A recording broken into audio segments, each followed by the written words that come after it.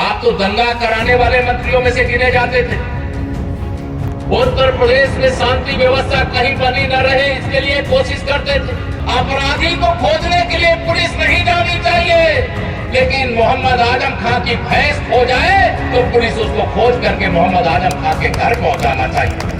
कि आत्महत्या करना हराम है, अन्यथा मैं आत्महत्या कर लेता। अरे इतने मुकदमे लिखे हैं, उसकी जांच चल रही है, उसमें सजा होगी तो सजा कौन भुगतेगा?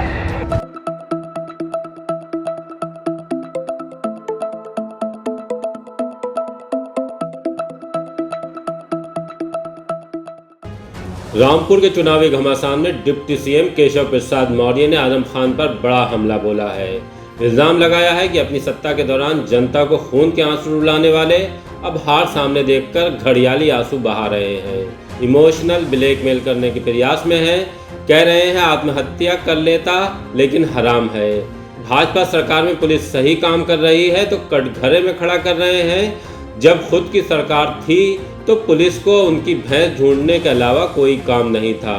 डिप्टी सीएम जनता से कह गए हैं कि आजम खान को सबक सिखाने का मौका है, उन्हें बहुत बार जिताया, एक बार भाजपा को जिता दें।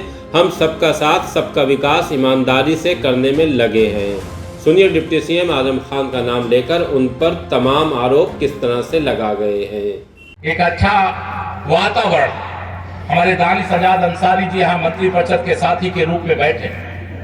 एक बड़ी संख्या में पसमाड़ा मुस्लिम भारतीय जनता पार्टी की नीतियों से, रीतियों से, कार्यों से खुश होकर के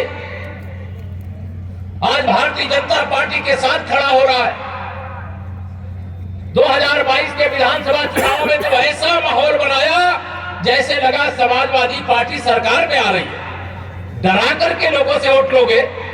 अरे ये लोकतंत्र है, लोकतंत्र में अपनी इच्छा से लोगों को वोट देने का अधिकार है। अपनी विचारधारा के आधार पर हर दल को चुनाव लड़ने का अधिकार है, लेकिन धमकी के बल पर, बूथों पर कब्जे के बल पर, और बाद में देख लेंगे ऐसी धमकी दे करके जो आप वोट लेकर के विधानसभा और लोकसभा पहुंच जाते थे, अब वह युग आप इसी रामपुर की जनता ने अब बदल दिया है, उसे समाप्त कर दिया है और उसके उदाहरण के रूप में घनश्याम लोधी जी। मैं एक बात आज देख रहा था कि पुलिस प्रशासन जितना निष्पक्ष भारतीय जनता पार्टी के सरकार में काम करता है, तुम्हारा शासनकाल हमें याद है। आप तो दंगा कराने वाले मंत्रियों में से गिने जाते थे। उत्तर प्रदेश में शांति व्यवस्था कहीं बनी न रहे, इसके लिए कोशिश करते थे।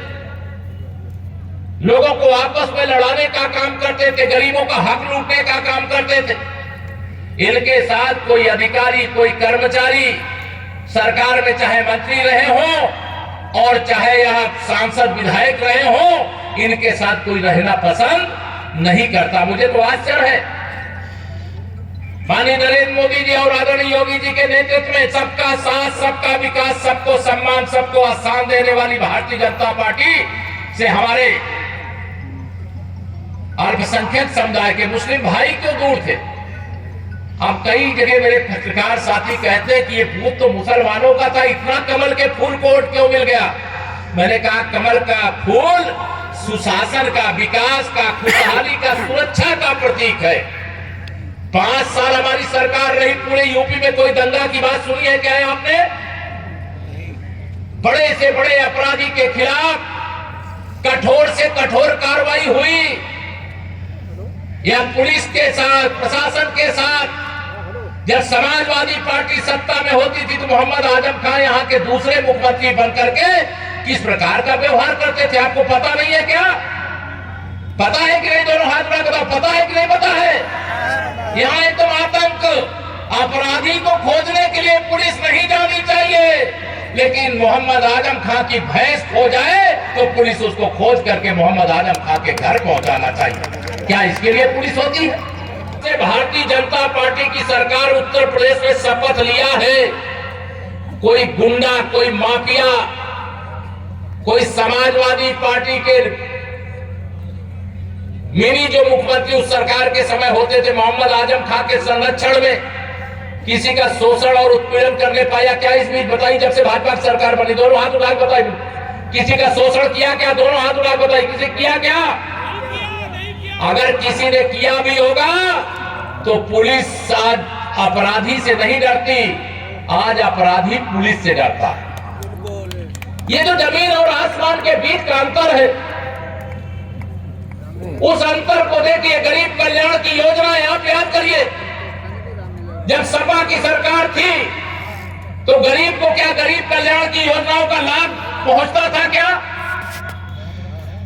हर योजना में भ्रष्टाचार, योजनाएं बनाना, योजनाएं लाना और कागज में काम करके दिखाना और सारी सरकारी योजनाओं का पैसा हड़प जाना, ये समाजवादी पार्टी का भ्रष्टाचार वाला चरित्र था। गुंडागर्दी तो ऐसे कि जिस गाड़ी में सपा का झंडा उस गाड़ी में बैठा गुंडा। सही है कि नहीं बताइए? सपा की सरकार के समय में सपा का झंडा लगा ले, एक ही नारा मैं पूरे उत्तर प्रदेश में सुनता था, सपाइयों का नारा खाली प्लाट हमारा। रहता था कि नहीं रहता? बताइए मुझे, मैं जो बोल रहा हूं गलत बोल रहा हूं तो आप मना कर देना। इस प्रकार की गुंडागर्दी, गरीब आदमी की जमीन को कब्जा कर लेना, व्यापारियों के मकान और दुकान को कब्जा कर लेना। हम यहां के एक एक मतदाता से अपील करना चाहते हैं। आपने मोहम्मद आजम खान को बहुत बार जिता दिया, एक बार कमल खिला करके इस बार जरा देखिए कैसे हम कमल की तरह रामपुर को खिलाने का काम कर रहे हैं। ये सरकार में रहेंगे तभी सब कुछ है, सरकार में रहेंगे तो इनका कोई मतलब नहीं है। आज मैं सुबह पढ़ रहा था कि आत्महत्या करना हराम है, अन्यथा मैं आत्महत्या कर लेता। सुना है नहीं आप लोगों ने? आज मैं अभी सुबह देख रहा था समाचार में, मैंने कहा ये कहां से आ गए? अरे इतने मुकदमे लिखे हैं, उसकी जांच चल रही है, उस न्यायालय के समक्ष मामले विचाराधीन है, उसमें सजा होगी तो सजा कौन भुगतेगा? इतने मुकदमे कितने गरीबों को परेशान किया है। जितने आंसू आप तो घड़ियाली आंसू बहा रहे हो, लेकिन कितने गरीबों ने, चाहे वो हिंदू हो चाहे मुसलमान हो, आपने उनको खून के आंसू रुलाने का पाप किया है, अपराध किया है, और उसकी सजा इस चुनाव में आपको यहाँ की जनता जरूर देगी। किसी को माफ करने का काम किया, किसी को क्षमा करने का काम किया, किसी का उत्थान करने का काम किया नहीं, सदैव जहर उगलने का काम किया है, सदैव विष वमन करने का काम किया है, समाज की एकता को तहस नहस करने का काम किया है। मोहम्मद आजम खान को सबक सिखाने का आपके पास अवसर है। अभी आपने उपचुनाव में दिखाया आपकी ताकत हनुमान जी से कम नहीं है, केवल आप ताकत भूल जाते हो। जब ताकत भूल जाते हो, वो ताकत ही याद दिलाने के लिए मैं आया हूं। इस चुनाव में बस एक ही बात कहता हूं, बाकी सब कुछ जाइए भूल। याद रखिए 5 दिसंबर कमल के फूल के बटन को दबाना याद रखिए। किसी गुंडे अपराधी की गर्दन दबाने की जरूरत नहीं है, किसी से झगड़ा फसाद करने की जरूरत नहीं है। केवल आपको अपने मताधिकार का प्रयोग करने के लिए अपने घर से निकल करके 5 दिसंबर को मतदान केंद्र पर जाकर के कमल के फूल की बटन दबाना है। ये बड़े बड़े गुंडे अपराधी अपने आप सुधार करके या तो सीधे रास्ते पर आ जाएंगे, अन्यथा गुंडों और अपराधियों की जहां जगह होती है वहां इनको भेज देने का काम किया जाएगा।